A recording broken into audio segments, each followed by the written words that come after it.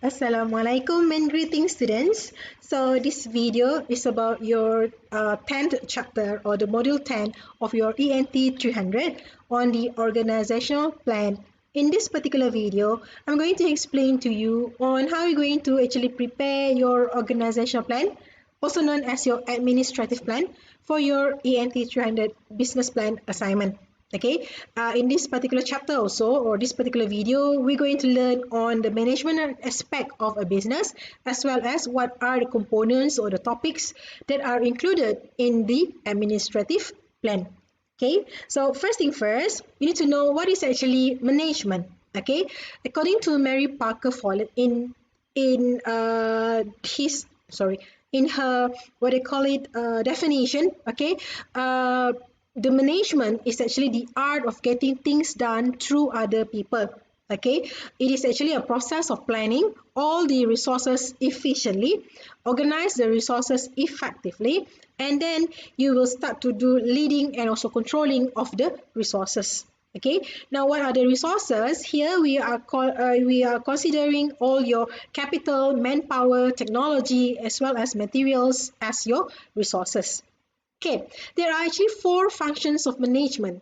To some of you who have taken the MGT 162 paper, okay, you should know what are the functions of management. But for those of you that never taken any management paper before, there are 4 functions of management, namely POLC. The POLC are planning, organizing, leading, and controlling. So in planning, okay, basically planning is actually a proper way of you to actually decide on what you wanted to do. Okay, it involves the goal setting and also defining the actions that those need to be taken in order for you to achieve your goals. So the managers that involved in planning will require the knowledge of the company. You need to know everything about the company, information on the factors of the environment, like the economic condition, a good judgment in reducing risk, as well as making the decision. Berbelit pula lidah. Right. So in the second function of management, it is organizing. Okay, organizing involves determining the tasks to be done, okay, who will do them and how those tasks will be managed and coordinated. Okay, so the manager's role is in this situation is that to coordinate the efforts of the workers of different tasks and create the conditions to find the solutions. In organizing, you are trying to find out what are the tasks to be done and who should do those tasks. All right. And directing or leading, remember POLC, this is the third function, leading or directing. Managers must be also capable of leading their subordinates to work together to achieve the organization goal. Okay, and effective managers must try to understand individuals and group behavior and be able to motivate as well as discuss with the subordinates related to all the works and also tasks that need to be done in order for everyone to together achieve the goals. And lastly, in controlling, right, although controlling is the 4th function, but you don't only do controlling at the end of the management process, yeah, you do controlling at every aspect of the function. So in controlling, you will identify between plan and actual result. Okay, whether the organization is performing as what had been planned or not. Okay, and if the organization is not going toward the goal, what you need to do is taking the corrective action so that you can make sure things are in order or according to the plan and adjust some of the things that need to be done as it is not correct at the first time. Now you must make sure it is correct to the organization objective. All right. So every business must have their vision. Okay, they must have a vision. What actually you aspires to be in the long term.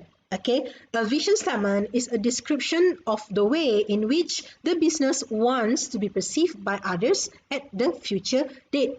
All right, for example, the TNB vision is to be among the leading corporations in energy and related businesses globally. Okay, so it's a statement, just one sentence that actually when the employees or even the customer read that particular vision statement, they know what this particular organization would like to become. Next is the business mission. A business mission is a statement where it shows how entrepreneurs will achieve their purposes in the environments in which they conduct the business. It is also the reason why an organization exists. Okay, so you also need to come up with your business vision and also mission. For example, here the TNB mission is we are committed to excellence in our products and services. So a mission statement also could be a sentence, okay, that actually tells the readers who read the mission statement that what is actually this business is doing, okay, or this organization is doing. Why do they exist? All right, so for TNB, they would like to be, they exist because they were committed to excellence in their products and also their services. As you can see here, they don't specify what type of product or what type of services that they offer. Therefore, in your business statement, or sorry, business mission statement or business vision statement, you shouldn't actually specify one product that you are selling, okay, because you never know in the future, perhaps you may want to add up more products, so you don't want to be changing your vision and also mission frequently, okay, as vision and also mission statement is actually a long-term use for the business. Next, you also need to identify your business objectives.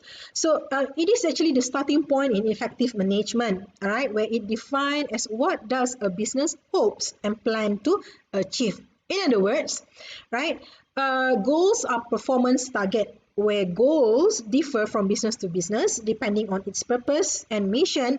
Any business functions can systematically do because it gets goal and also plan accordingly. All right, so for your business objective, try to find at least 4 or 5, okay, business objective that you wanted to, of course, achieve when you do that particular business. So in your business plan also, you must have this business objective.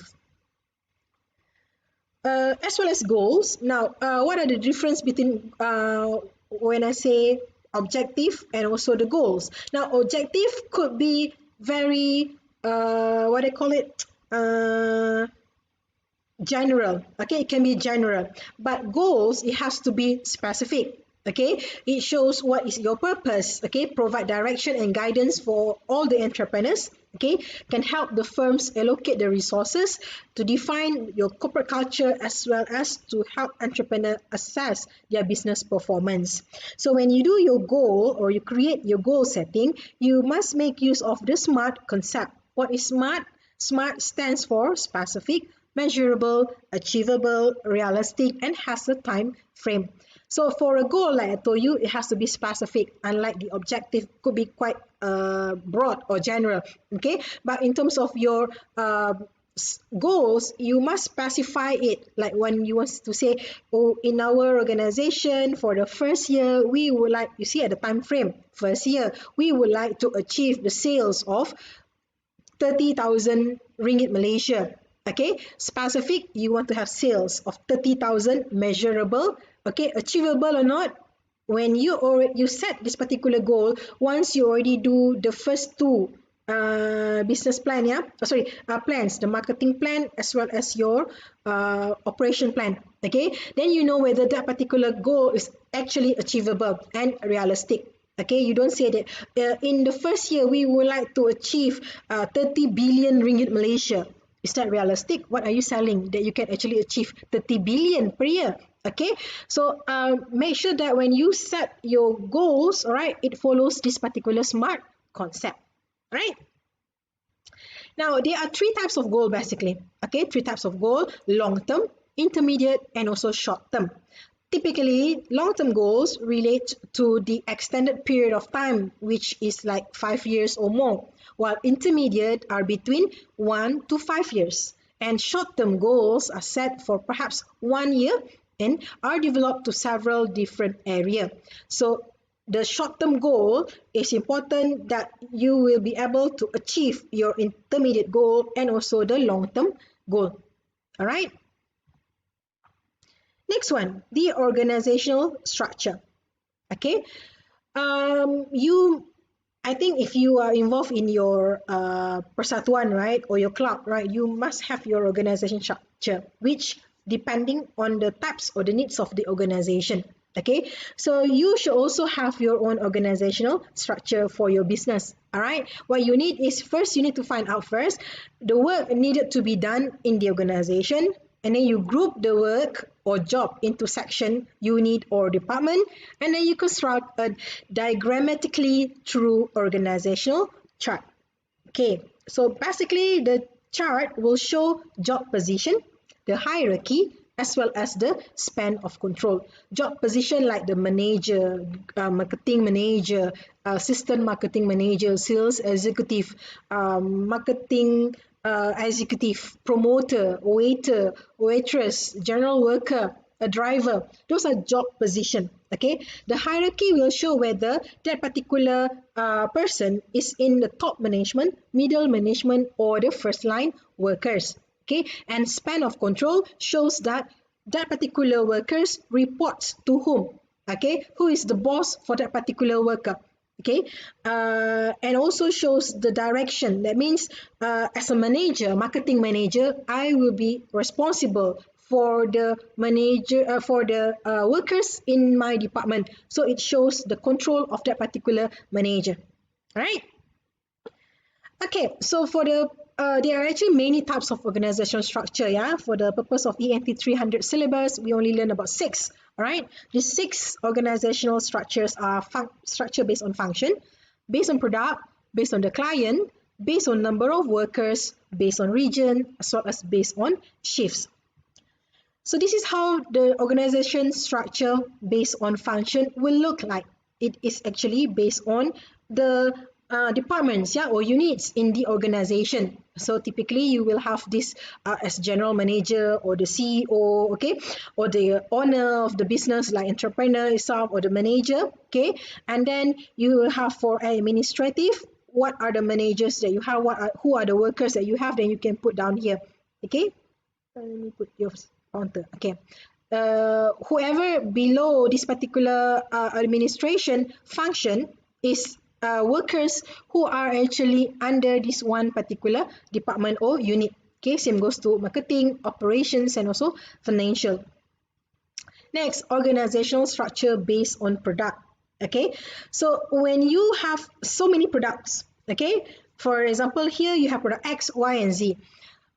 For product X, you will have your own marketing manager for product X, operation manager for product X, finance manager for product X, admin manager for product X.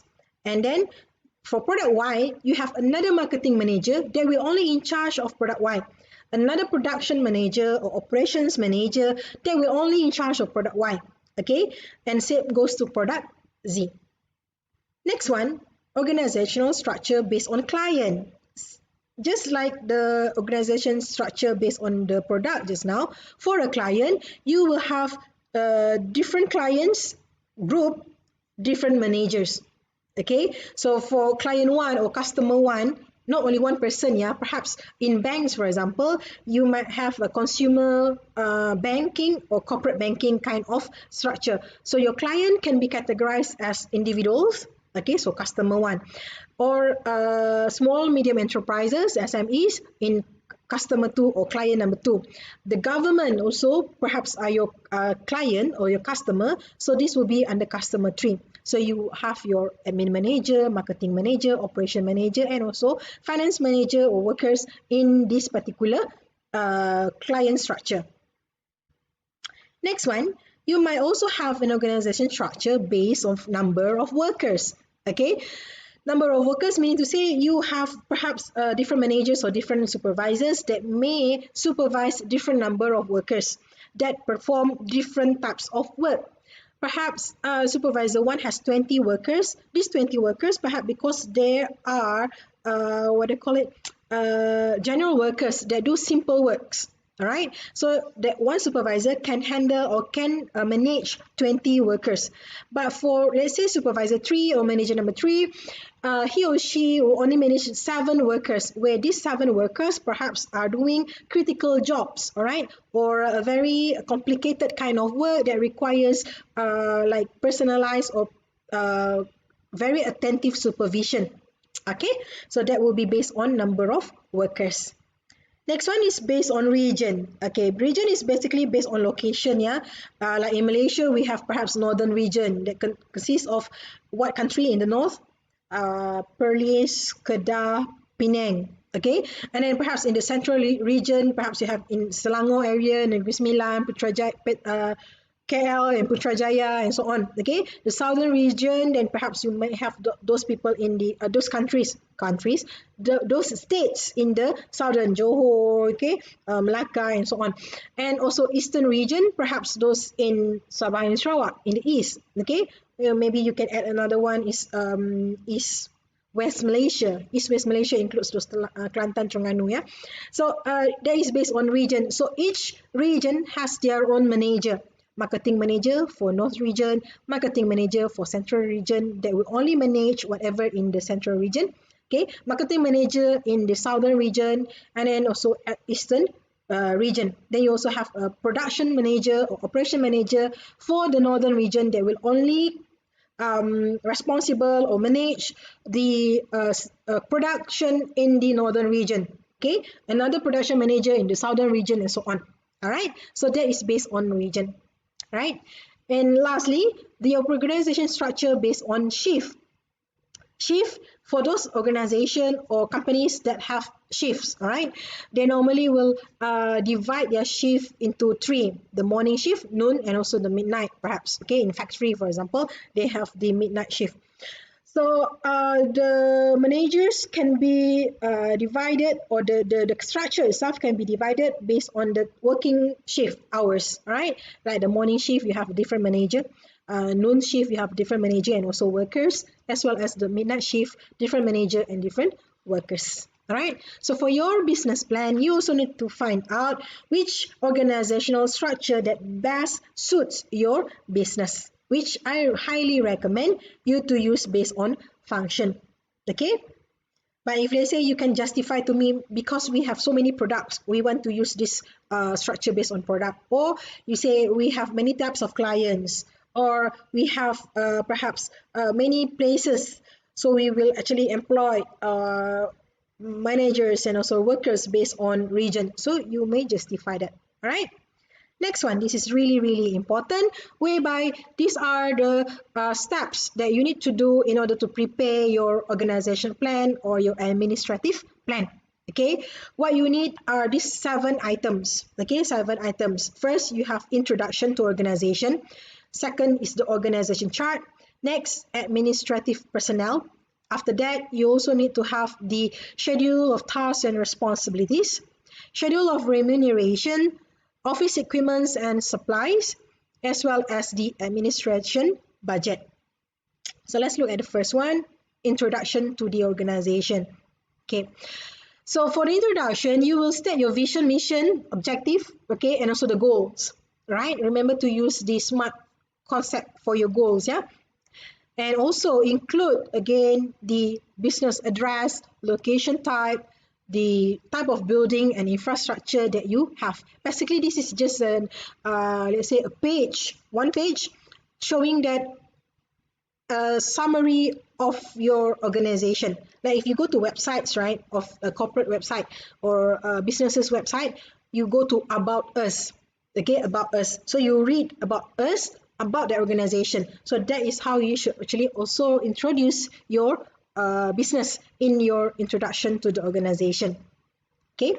Secondly, you will develop the organization chart based on the business structure that you wanted to choose. Like you have, like I mentioned just now, there are 6 organization chart that you can use, and then you put the name. Okay, you must have the name of the managers, of course, your group members lah. All right, but for the workers, maybe you can just leave as position itself. Like for example, you open up a restaurant, so the waiters or the waitress, you put waitress 1, waitress 2, waitress 3. Okay, or you have a chef, then you put chef 1, chef 2, chef 3. okay, and so on. Next, you prepare the administration personnel listing. Okay, at this stage, you will list all the personnel involved in the administration department. Yeah, where here you will show who and what are not directly involved in the operation. Okay, that means you put there the administration manager, okay, not those marketing manager, finance manager, sorry, marketing manager and operation manager, yeah, because those two, they have their own table, okay, they have their own job scope and so on, right? So using a two column table, you indicate the personnel position in this one column. What is the position? Like for example, administrative manager, how many of them? One or two? Finance manager, also in this administrative personnel. Then you have a general manager or even the CEO. Those are indirect workers you should put in this particular administration personnel. Okay, not the direct workers like chef, what they call it, marketing executive. Those are in marketing plan. Okay, chef will be in the operation plan. Okay, waitress and waiter will be in the operation plan because they are the one who actually involved in the operation.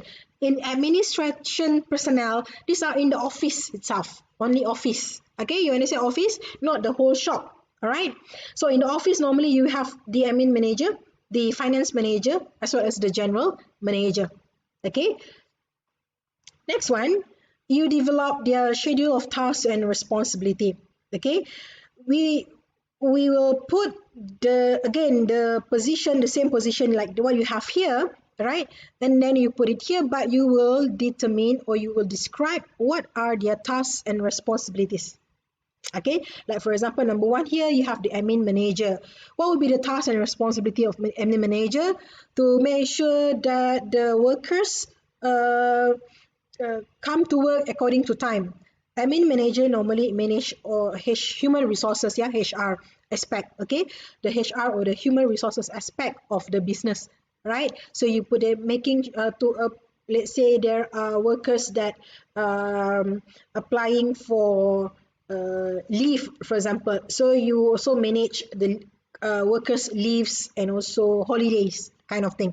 Okay, and then number two, perhaps you have the finance manager. So what will be the task and responsibility of finance manager? Make sure the salaries are being paid. Okay, approve some of the budget or the requisition needed or acquisition needed to purchase some of the materials and so on, right? So you put that as the task and responsibility of the finance manager, right?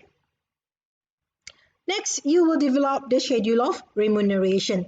Schedule of remuneration is basically the salary. Okay, remuneration means the related to money, payment or whatever allowances, salary, wages that you need to pay to the workers. Okay, includes monthly salary or contractual wages, be it daily, weekly, or on project basis, the overtime kind of thing, claims, right, and so on. Right, there is remuneration. That also includes the EPF and also SOCSO contribution. Okay, so for the EPF, okay, EPF, you go and find the what I call it, the percentage of how much that the employer need to provide for each employee that they hire for their EPF. Same goes to SOCSO. SOCSO is compulsory for those salaries not exceeding 2,000 ringgit. So please go to their website, okay, EPF website, SOCSO website, for you to find out how much you need to pay for each workers that you hire. Okay, then you put in this kind of table. So this table shows the position, the how many of them, what will be their monthly salary, what the monthly the EPF and also SOCSO amount will be based on the monthly salary. Yeah, so that's why I said just now, go to the website EPF and also SOCSO to find out if salary of 3,000, how much EPF you need to pay. SOCSO no need, because SOCSO is only for only below 2,000. Okay, 1999.99 ringgit Malaysia salary, then you pay SOCSO. Okay, if the salary is 1,500, then you find out what is the contribution of EPF. what will be the contribution for so. Then you add up all the amount. That will be the total amount of remuneration for the admin budget. Okay. Next, you determine what are the office furnitures and fittings needed in the office. Okay, bear in mind it will be in the office itself. So the business owner will list down all the office furniture and equipments that are necessary for the administrative section. Okay, it is also necessary to include all your office supplies, your pen, paper, printer kind of thing, right? So the owner should also survey and check on the prices of the office equipment and supplies in order to spend within the administration needs. Right, then you develop the table like this. Type what are they? Let's say computer. Of course, in the admin you need a computer for you to do things, right? Or laptop ke apa. What will be the price per unit? How many quantity do you need? And the total amount of them. Okay, and then you need printer, you need the telephone, you need the photoset machine ke. What else do you need in the office? Okay, office kind of thing lah. Don't put here you need cashier lah, you need cashier machine or cash register machine. You don't put oven ka. No. Okay, those are for operations or even marketing. Okay, for admin it is just to be used in the office only. You can put your calculator ka, because finance manager nak guna calculate ka apa kan. Okay, normally you will have computer lah, right, or your laptop to be considered as your what they call it, equipments or stationaries, okay, or your supplies. The furniture and fittings. Furniture, furniture is like tables and chairs, okay, office chairs, office desks. You may need some filing cabinet kind of thing, okay, those are furniture. Fittings are on the wall, okay, on the wall. Do you need a window blinds? Okay, if you rent an office yang panas tu, dengan all those the window pane, without the window blind, then it will be very very hot. So you need to buy, let's say, a window blinds or a curtain. Okay, you need to get some air conditioner, install air conditioner. So you put here in your office furniture and fittings. Okay, then you prepare. Before that, your office stationery, you may want to have another table, just for stationery alone, because perhaps you cannot put all together here as office furniture and fittings. So you may want to have your office supplies, okay, or office stationaries like paper, pen, what else, calculator, eraser, stapler ink. No, the what I call it, that stapler lah, kan dalam dia ada tu ink tu. Okay, pandai lah you tahu benda tu. I forgot what is the name of that thing. Stapler refill, is it? I think they call it some refill kind of thing. Okay, get to know things, yeah. And then you prepare the administration budget that consists of, again, like what you have in your operation and also marketing budget, the capital expenditure, working capital, and also other expenses that might like look like this. Okay, so the administration budget consists of land and building. If you buy a land or a building for you to operate your administration purposes and your operations, okay, in your operations, just make sure that if, let's say, in operation budget you already put the shop lot, okay, but in that shop lot you don't have your own office, your office will be in a different place, then you put here, okay. But bear in mind, if you are renting, that means you don't buy the property, that is not your fixed asset. Renting falls under monthly expenses because you will pay rent for that particular shop lot or that particular office, right, that you will pay monthly. So don't put here, you can just delete this one, don't have to put. Furniture and fittings, like what you have outlined in the table previously. Vehicle, that is for office use, if you have. If you don't have, then no need. Okay, and some renovation, if you have done or you will do renovation in that particular shop lot for your office use, then you put there as your fixed asset. Okay, next is the monthly expenses or working capital that you will spend monthly from the administration department or unit, okay, like the salary, whatever rent that you need to pay, utilities, okay, of course you will pay for Wi-Fi, your electric bill, for the water bill and so on, okay, as well as your office supplies. Now, if let's say office supplies you don't buy monthly, okay, you don't buy monthly, you will just put it at other expenses. Okay, you can put in other expenses. Next is business registration, business license or permit, any deposit that you need to pay, any professional fees if related to road tax or insurance for your vehicles, okay, or insurance for your company itself or the office or the building and so on. They was also under other expenses. Unless the insurance is being paid monthly, then you can put here monthly insurance, okay. And also some other courses that you have attended or need to attend in order for you to open up that business, right? So you can put as other expenses, right? So remember, don't total them all together, but just total according to each column only. Because remember, this is A, B, C. You don't plus A plus B plus C equal to D. All right, that is wrong. So just make sure that it is left just like these three expenses. Okay, so with that, we have finished chapter 10 or module 10. I hope after watching this particular video, you will be able already to produce your your administrative plan or organizational plan. You can use either the term organizational plan, but make sure all the way you use the word organizational plan. If you are using administrative plan, so make sure all the way from whatever business page that you are doing your business plan, make sure you use administrative plan.